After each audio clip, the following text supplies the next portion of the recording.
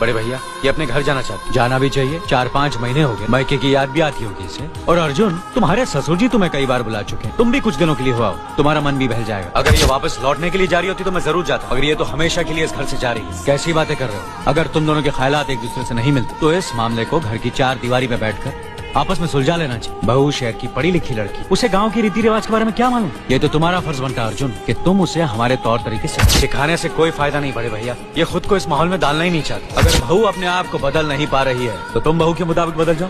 आखिर वो तुम्हारी पत्नी है, उसका साथ देना तुम्हारा धर्म, तुम्हारे भरोसे ही तो उसने अपनी सारी जिंदगी सौंप दी तुम्हें।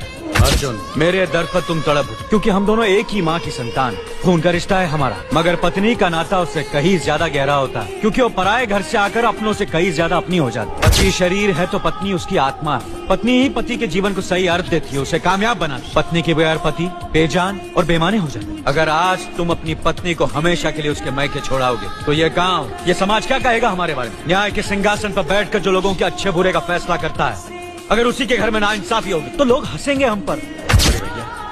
मुझसे भूल हो गई।